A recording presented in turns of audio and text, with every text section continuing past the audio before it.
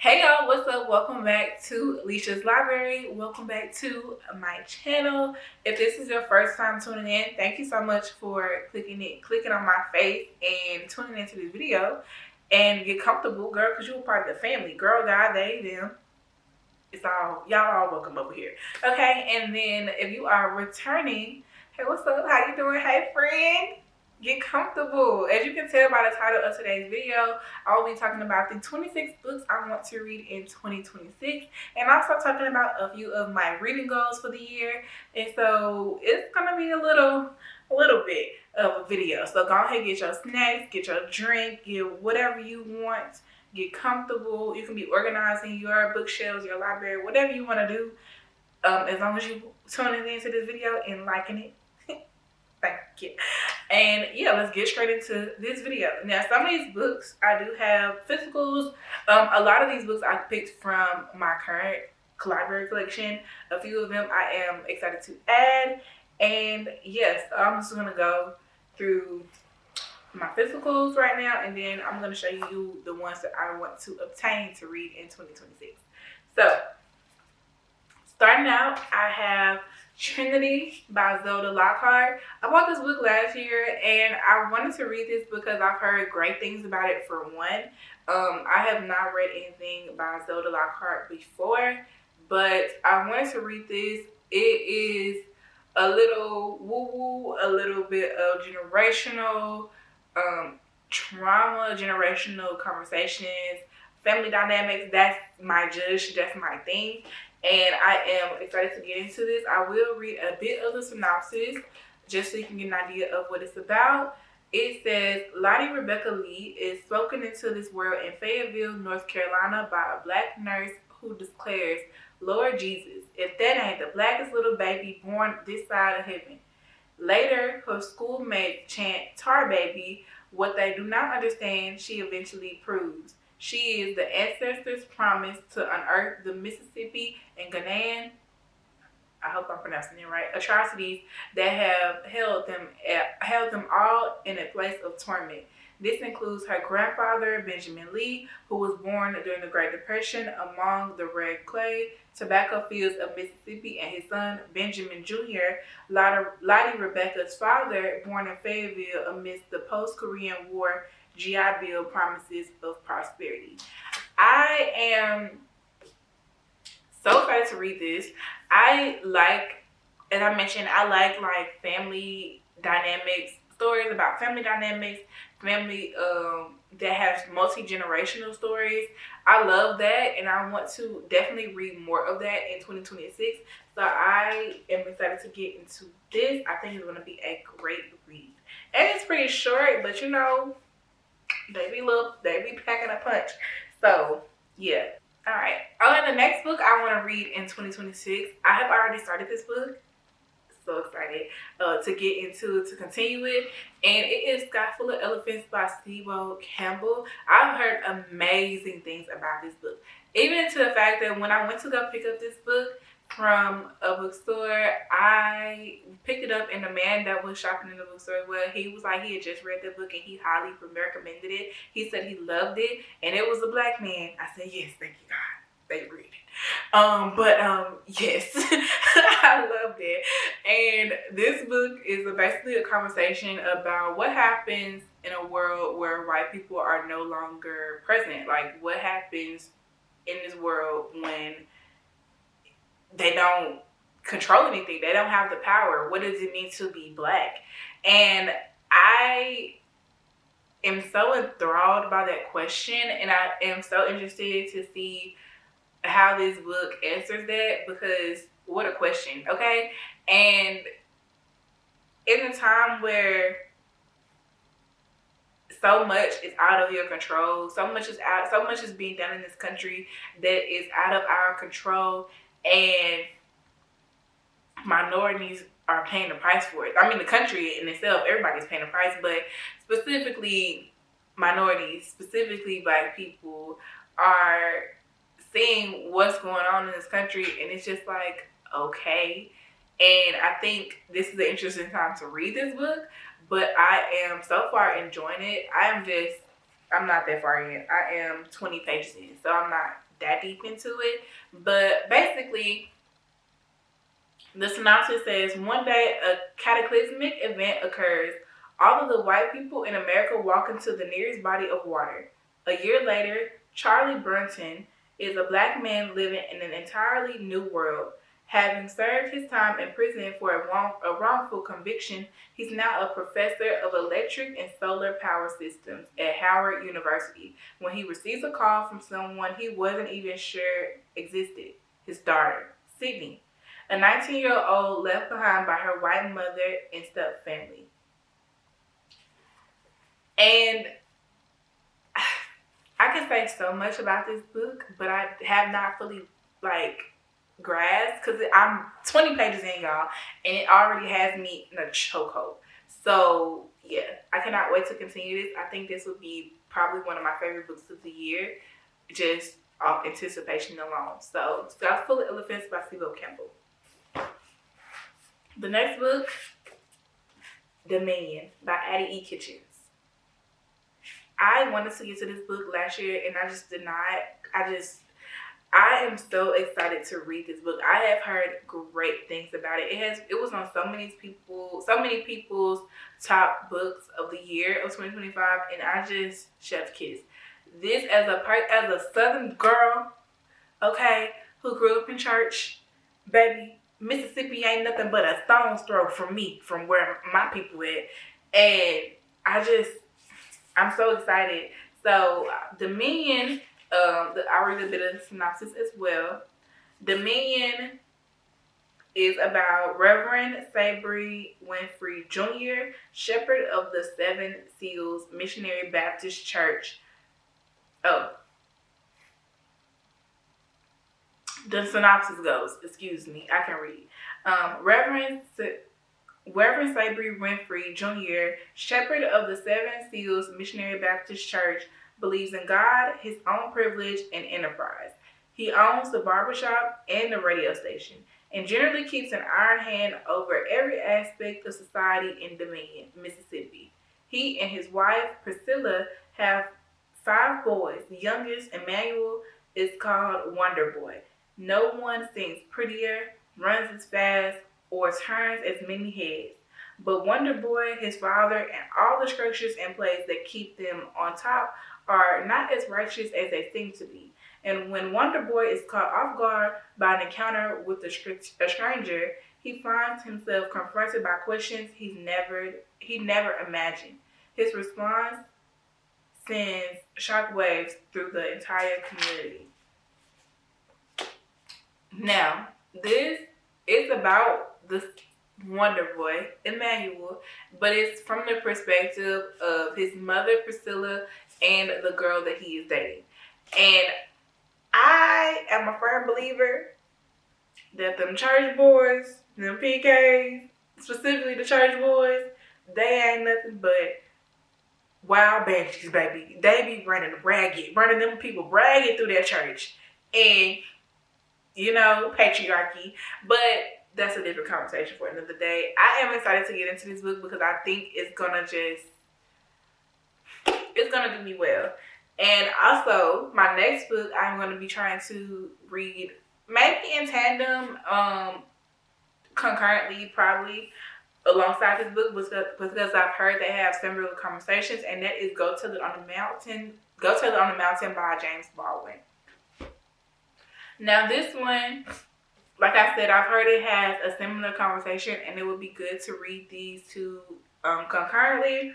And it says, Go Tell It on the Mountain, James Baldwin's first major work, was based in part on his childhood in Harlem. With lyrical precision, psychological directness, resonating symbolic power, and a rage that is at once unrelenting and compassionate, Go Tell It on the Mountain chronicles a 14-year-old boy's discovery of the terms of his identity as the stepson of the minister of a Pentecostal storefront church in Harlem one Saturday in March 1935. Baldwin's rendering of his protagonist's spiritual, sexual, and moral struggle towards self-invention opened new possibilities in the American language and in the way Americans understood themselves. And I am super excited. I definitely want to get more into James Baldwin's work. I have a few other classics on this list that I want to get into because I just want to be, we'll get into it later, but I'm excited to read this, okay? The next book I want to read is Legendborn. Now, I've had this book since 2024, y'all, and I have not read it yet. If you are a little bit more familiar with me, if you come from my main channel when I was doing bookish content over there, you would know that I'm a romance girl through and through. I am very scary, and I don't like to be scared. And sometimes fantasy, it do too much for my poor little heart, and I be like, hey, I don't know about that. But I must try again and read Legendborn. I have not tried, but I must try again with fantasy and read Legendborn this year. I have some other different genres on this list, but I want all three of the books are out. I don't have to wait. I can just read them at my leisure. I definitely want to try to read fantasy. I want to read more diversely this year. Like I said earlier, we'll get into that later. But Legendborn, I've heard so many great things about it. And yeah, I will read the synopsis on this one as well. It says, after her mother dies in an accident, 16-year-old Bree Matthews wants nothing to do with her family memories or childhood home. A residential program for bright high schoolers at UNC Chapel Hill seems like the perfect escape until Bree witnesses a magical attack her very first night on campus. A flying demon feeding on human energies. A secret society of so-called Legendborn students that hunt the creatures down, and a mysterious teenage mage who calls himself Merlin and who attempts and fails to wipe Bree's memory of everything she saw. So, very fantastical, very magical. I'm trying to get there. Hopefully I will. Hopefully this gonna do it. Okay? So we're gonna see. Cross the fingers. But that is on my list. My next book is Sula by Toni Morrison. I am trying to, like I mentioned earlier, trying to get to reading more classics. And I've heard that Sula is a great entry point into Toni Morrison's work. I have not read any of Toni Morrison's work. I know, blasphemy, I'm sorry, but I'm trying to check. Hey, I just started reading again like 2 years ago. Not too much on me. But I'm excited to read Sula. The synopsis on this one says, two girls who grew up to become women, two friends who become something worse than enemies. In this brilliantly unimagined novel, Nobel Prize laureate Toni Morrison tells the story of Nell Wright and Sula Peace, who meet as children in the small town of Medallion, Ohio. Their devotion is fierce enough to withstand bullies and the burden of a dreadful secret. It endures even after Nell has grown up to be a pillar of the Black community and Sula has become a pariah. But their friendship ends in an unforgivable betrayal, or does it end? Terrifying, comic, ribald, and tragic, Sula is a work that overflows with life. And one thing about me, I love my generational stories, and I also love stories about girlhood and women's friendship. Yeah, cannot wait to get into this. I have a couple other Toni Morrison books in my collection, and like I said, this one I've heard that it's a good entry point into her work, but I definitely want to read this as well, so I cannot wait. 2026 is going to be a great reading year, okay, honey? Period. My next book is a historical fantasy, and it is The Conductors by Nicole Glover. This is the first one in the murder... What's the series called? This is a series, I know that much, and I'm not sure what the series is called. I will put it on the screen, but this is the first in the series, and I am interested in the idea of a historical fantasy, but I've heard great things about this. The synopsis says, Hetty Rhodes and her husband Benji were conductors on the Underground Railroad, ferrying dozens of slaves to freedom with daring, cunning, and magic that draws its power from the constellations. With the war over, those skills find a new purpose as Hetty and Benji solve mysteries and murders that white authorities would otherwise ignore. In the heart of Philadelphia's 7th Ward, everyone knows that when there's a strange death of magical curses or causing trouble, Hetty and Benji are the only ones who can solve the case. But when an old friend is murdered, their investigation stirs up a vast nest of intrigue, lies, and long-buried secrets, and a mystery unlike anything that they've handled before. With a clever, cold-blooded killer on the prowl, Hetty and Benji, testing their magic and placing their lives at risk, will discover how little they really know about their neighbors and themselves. Now, this is her debut. The series is finished. I will be getting up into this. I cannot wait to read this. I'm super excited to read this. I wanted to read this last year, but I don't know, y'all. It was too much going on. I'm a grad student, okay? I'm still in grad school. That's why we're taking it light. But, hey, cannot wait to read this. The next book on my list is Real by Kennedy Ryan. I am very late to the party with Real, but Score comes out this year, and I believe in May, and I'm super excited to read that. And if you watch my 2025 rap video, then you know that I read like 8 of Kennedy Ryan's books last year. I was deep into the latest backlist, and I cannot wait to read Real. The synopsis says Neva Saint is ready for the spotlight. After months as an understudy, this is her night to shine. She never imagined he would watch in the audience. Cannon Hope, famous film director, fascinating, talented, fine. Before she can catch her breath, everything is changing. Neva goes from backstage Broadway to center stage Hollywood.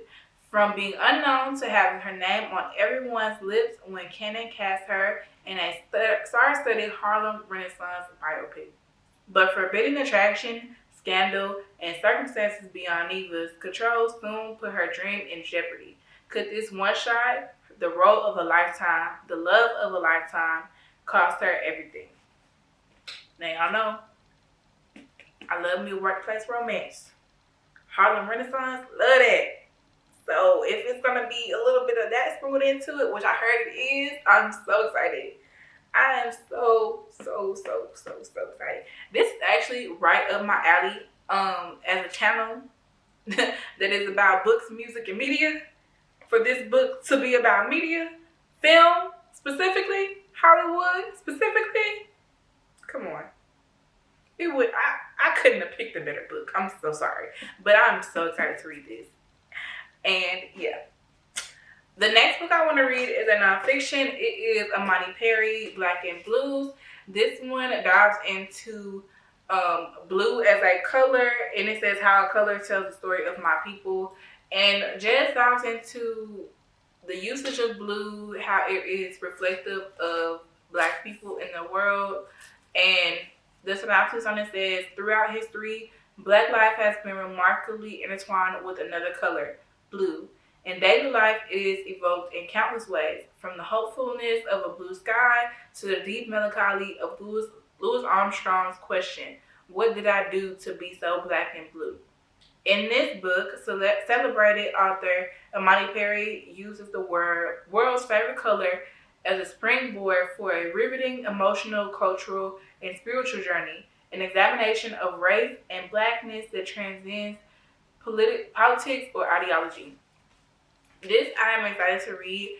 I am an artist.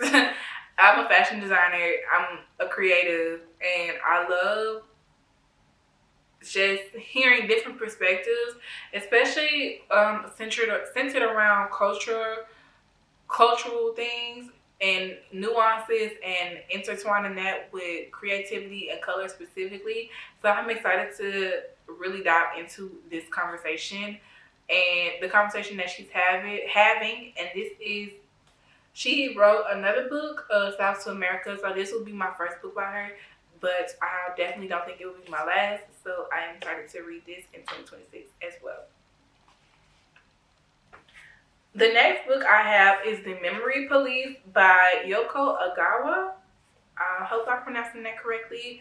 And this one, I started this, but just I put it down. And I definitely want to return to this in 2026 as well.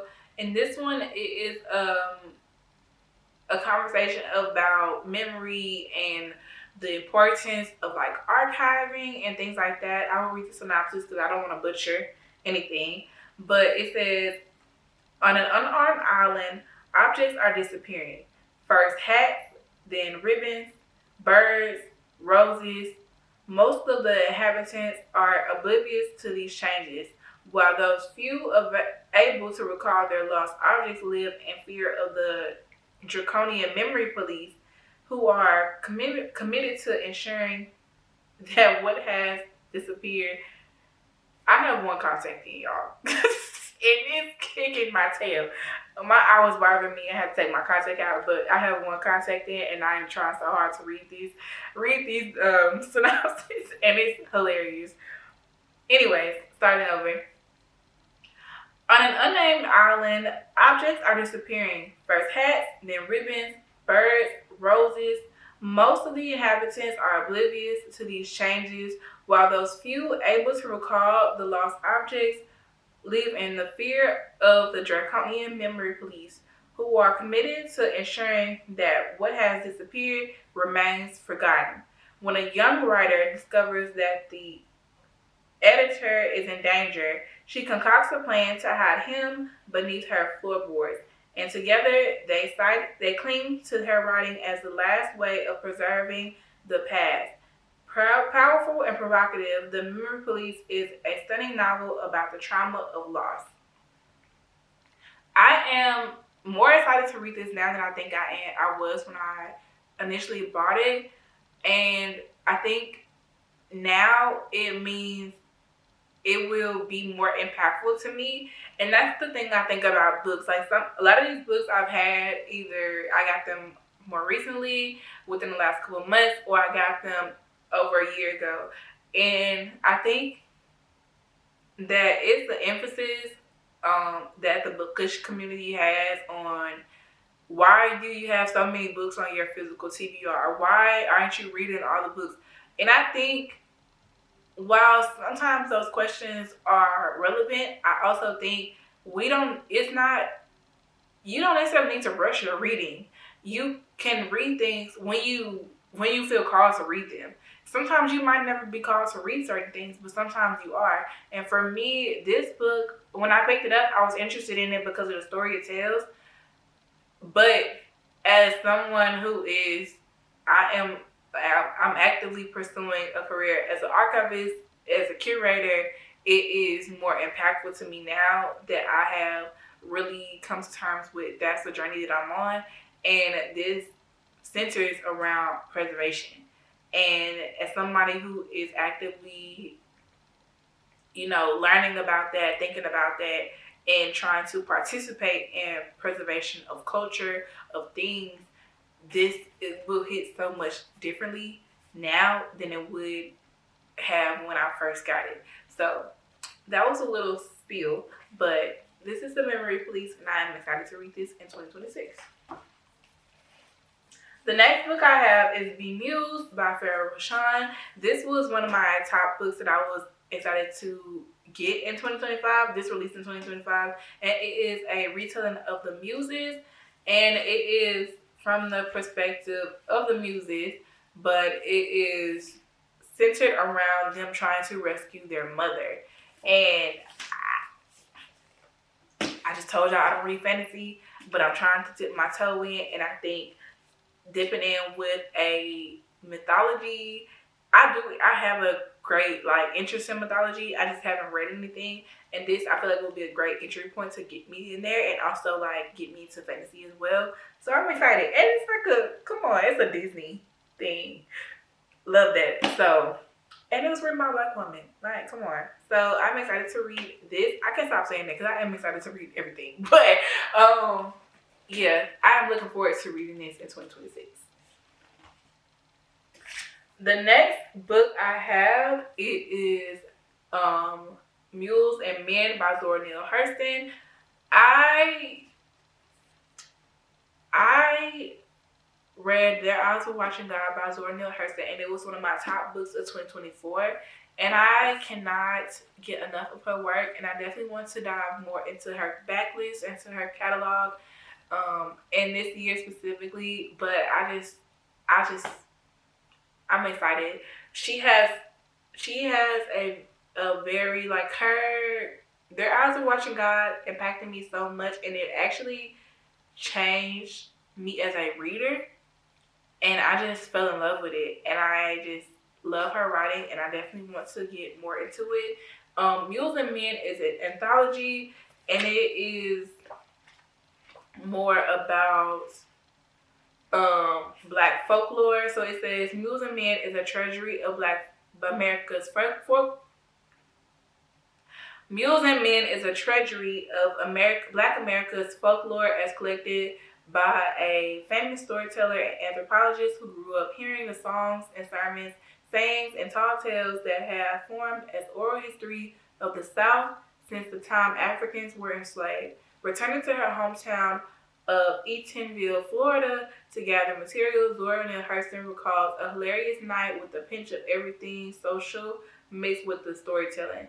Set intimately within the Black community, the stories, big old lies, songs, voodoo customs, and superstitions recorded in these pages preserve and celebrate a unique cultural heritage. Right in my alley, kind of in the lines of The Memory Police with the theme of preservation. So I cannot wait to read this. Okay, so the next book that I want to read in 2026 is Communion by Bell Hooks. This is the third book in the series. I'm not sure what the series is called. I don't remember it actually, but I have read All About Love, and I am in the midst of reading Salvation. It is taking me a little bit to read Salvation because I am imitating it, but I am thoroughly enjoying it, and I do want to complete the trilogy, and this is the last book. And this one, it just says the female search for love. Salvation's focus on Black people in love in the way that our culture and the things that we endure and experience have shaped us in our views on love.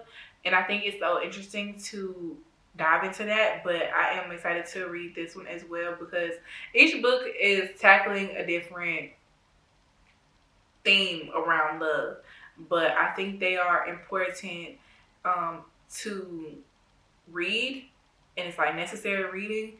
So yeah, I'm excited to get into this and finish that series. I'm not gonna rush that one because it's gonna take me a little minute. The next book I want to read is a duo of short stories by Walter Mosley.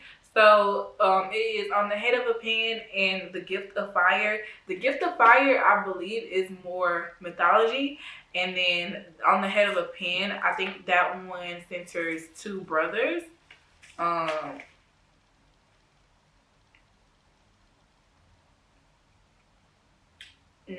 I think.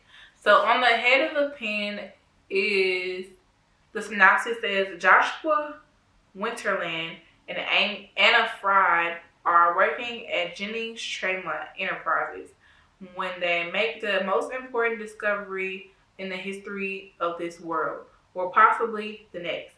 JTE is developing an advanced animatronics editing techniques that will create high-end movies indistinguishable from live actors. Long dead stars can now share the screen with today's A-list. But one night, Joshua and Anna discover something lingering in the rendered footage, an entity that will eventually reveal itself as the Cell, and lead Joshua and Anna into a new age, beyond the reality that they have come to know, and deep into the true nature of good and evil. And then the gift of fire. This one is about mythology. So in ancient mythology, the Titan Prometheus was punished by the gods for bringing man the gift of fire, an event that set humankind on its course of knowledge. As punishment for making man as powerful as gods, Prometheus was bound to a rock. Every day his liver was devoured by a giant eagle. But in the gift of fire, those chains cease to be, and the great champion of man walks from that immortal prison into present day South Central Los Angeles. Disheveled and lost, he is thrown in jail where he meets lifelong criminal Nosom Blaine. Shocked at what humanity has done with his gifts, he looks for another way to empower his long and almost lost cause. His only hope has with Nosum's bedridden 14-year-old nephew, Chief Reddy, who was anointed with Prometheus' second gift of fire. But is it too late to ignite and enlighten Earth's dying souls? That sounds so interesting. And yeah, that one sounds like a ride. I'm more excited about the gift of fire than on the head of a pen, but I will probably most likely just go ahead and read both. But the gift of fire sounds like my jam. Okay. And yeah, the next book is another nonfiction. It is That's How They Get You. Now, if you watched my book haul that I did recently, I think it was like the last book haul I did. I got this in this book haul and I was supposed to be reading it, and I did not read it. Time kept slipping away from me. So sorry. But this one is an anthology of Black humor edited by Damon Young, and I am so looking forward to reading this. I feel like it's gonna be a good time. I didn't read this when I wanted to. I was supposed to read it as a part of the book club I was in, but it just, hey, life after life, and it just slipped. But I do want to dive into this. It is a collection of short stories, and I think it will be easy to kind of dip in and out of this, maybe between books, just to kind of just like give me some little levity, lighten the mood when I'm reading something intense. Like maybe if a fantasy gets a little too much for me, I can just dip into this. Or one of the other books that I read, if they get a little too much for me, I can just dip into this. So I think this will be a great buffer book in between some of the books with darker, heavier themes that are, I feel, maybe a little bit difficult for me to read or get through, just because, yeah. But yeah, cannot wait to get to that. And the last physical book I have is Parable of the Sower by Octavia E. Butler. I have tried to read Parable of the Sower before and couldn't do it. It was just, I tried to read it physically, and then I was doing the audio, and the audio was a little bit too slow for me. So I'm going to try again and try to like speed the audio up and see. I definitely do want to read this. I feel like this is, especially now, very relevant to today's current times. And I definitely want to dive more into Octavia E. Butler's like work. And so I think this will be a great starting point for that. I just got to get through it. So we'll be trying again in 2026. Those are all the books that I have physically that I want to read in 2026. Now, the other books that I have are 107 Days by Kamala Harris. I definitely want to, I have actually read this book already, but I want to get the physical. I need the physical because I read the book. I listened to it on Audible, but I definitely want to get the physical book. It like basically it's like journal entries in a way about her campaign for presidency from the time that she started her campaign to the election and a little bit post-election. And I think it gives a great perspective. I don't want to say too much on it. I will talk about it in my January wrap-up, but I definitely, yeah. And then the next one is also another memoir. It is The Matriarch by Tina Knowles. Love Beyonce over here. Okay, love Beyonce, love Mama Tina.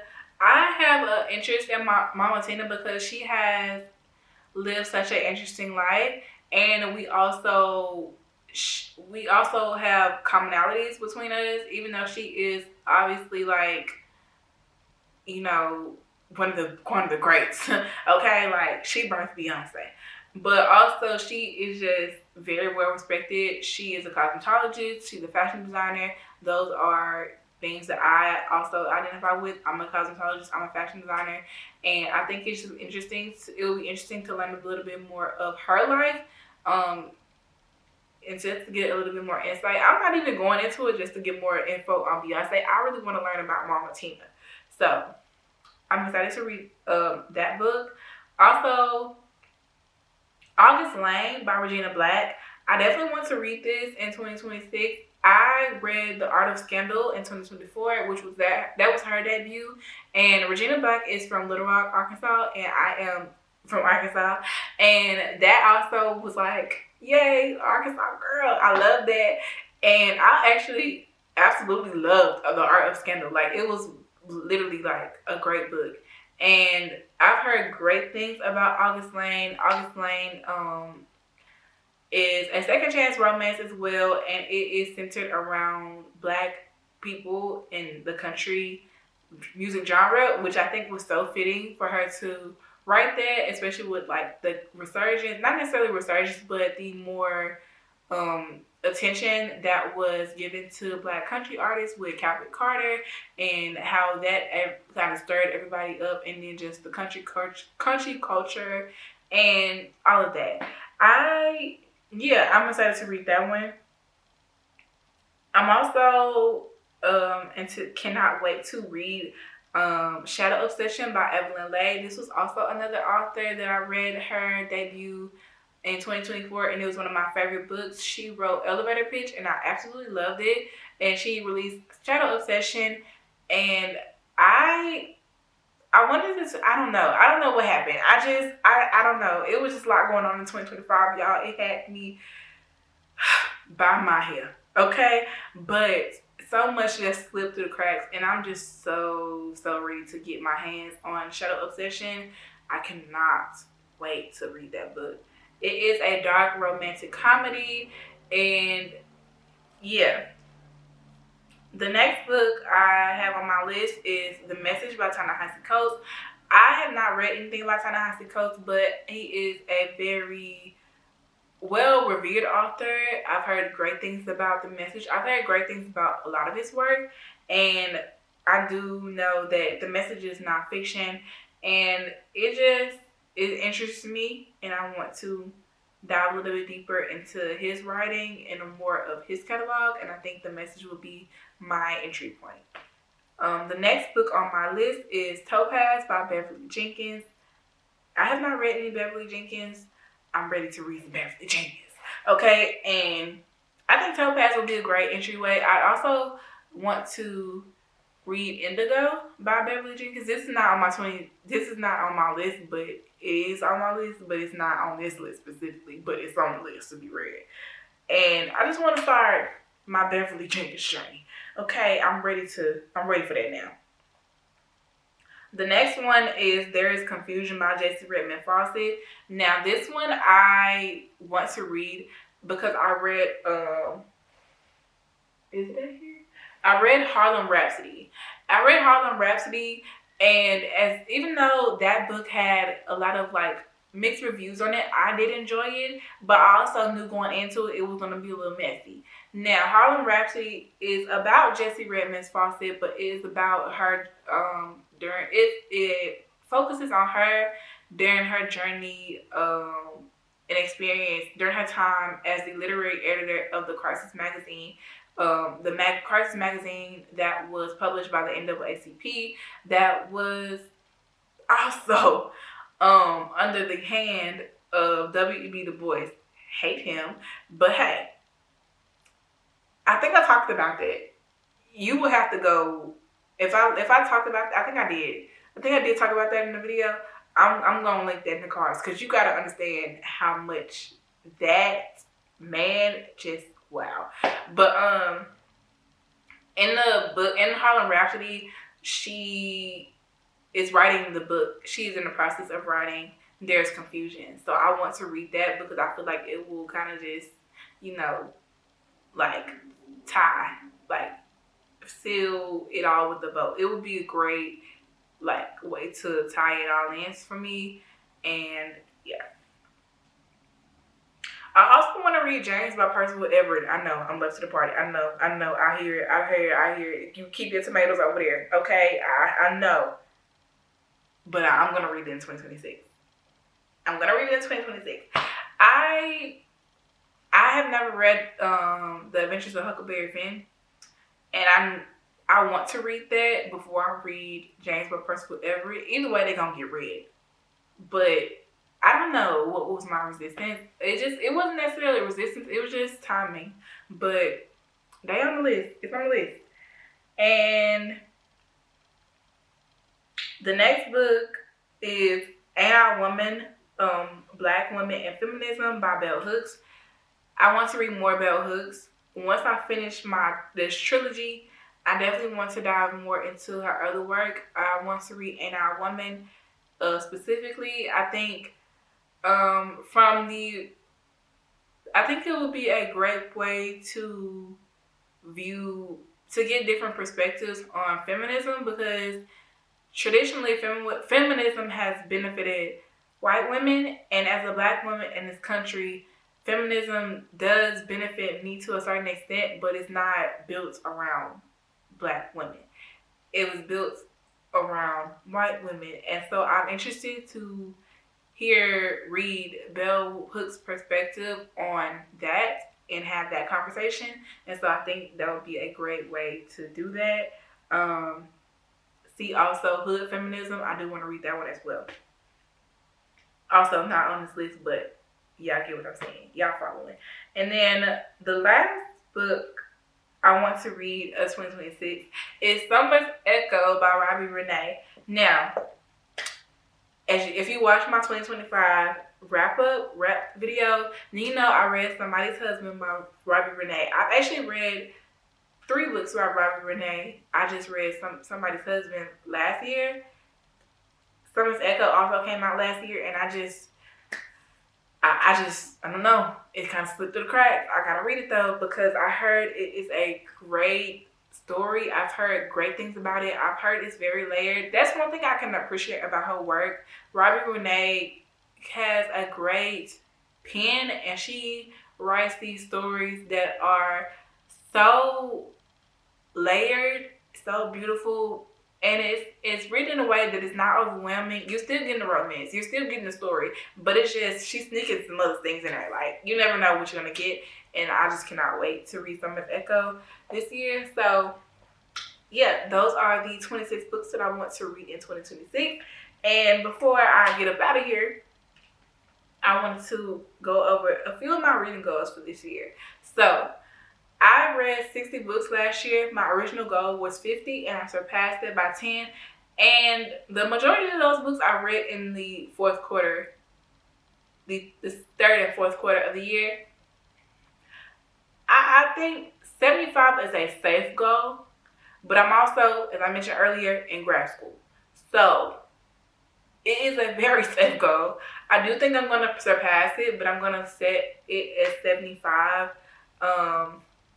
I don't really necessarily want to focus on quantity. I want to focus on quality. I want to make sure I'm understanding and can really talk about the things that I read, just for my own benefit, but also for the benefit of those that are watching. I want to be able to explain things in a way that makes sense and be able to recommend books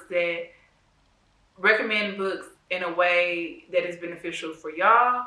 And yeah, so 75 books is a solid number. This is not necessarily a goal, but this is just something I am adjusting. I will no longer be rating books. I don't necessarily feel like it's necessary for me to rate a book, because my rating and somebody else's rating, we could feel great things about the book and have different ratings on it. And I just would rather tell y'all if I like what I liked about the book my commentary, my thoughts, rather than just giving a star rating. I feel like me actually verbalizing how I feel about books and my thought process and why I either like or dislike or are in between about them is more beneficial than a star rating. You feel me? So we're not doing no more star ratings. I already did not give star ratings to my nonfiction books that I read because I feel like no. But I just don't think I want to do that anymore. It was cool, but I would rather just be more intentional of the way that I speak about the book and give my thoughts and my commentary on the book and be more intentional and hopefully impactful in that way versus a star rating. So no more star ratings in 2026 and beyond. Also want to read more nonfiction. I want to read at least one nonfiction a month. And yeah, I don't read I read one nonfiction last year. And that was one of Issa Rae's audiobooks that was like 30 minutes. Yeah, that was not enough. I need to read more nonfiction. I do think that you can learn so much from fiction, but it's also it's also certain things that I feel like I will benefit from reading nonfiction as well. Like Kamala Harris's book, for example. I can read a fiction book on politics, but that is relevant to the times, and I feel like reading that impacted me more in a different way, and I just want to continue on that. I feel like I can also learn a lot from nonfiction as well, but I'm also picking nonfiction that I genuinely want to read and not just trying to pick nonfiction because you need to read it. You know what I'm saying? So, yeah.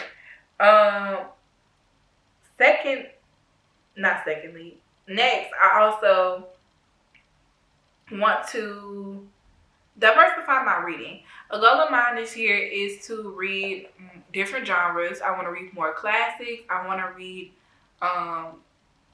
different authors. And I mostly read Black authors, which is great. And I will continue to mostly read Black authors. I do just want to read authors and read about authors and books. Read from authors and about books. I want to read from different authors and different books from different countries, different experiences, different races. I want to be more diverse in my reading and not just, I will always spotlight, highlight, amplify Black books, Black authors, Black stories, because at the end of the day, I'm a Black woman in America. My experience is different. The Black American experience is not the general American experience. And I feel like it's important for me to read those books because it brings about nuance. It gives me context. It also gives me relatability. And it's like, it's a reason that I like to read stories that center people that look like me because it means a lot to me. It also makes me feel like, okay, it's other people out here that experiencing the world that I'm experiencing and are still moving and still doing these things. It's a very comforting thing to read, but I also understand that I want to be well-rounded as a person, and I cannot just focus on Black stories to be well-rounded. I have to focus on other things. That might be reading translated fiction. That might be reading books centered in different countries. You know what I'm saying? So it's going to be a lot more diversity in my library, and I'm super excited for that in 2026. And also, like I said, I do want to read more classics, and I also want to dive deeper into authors' backlists. I have authors the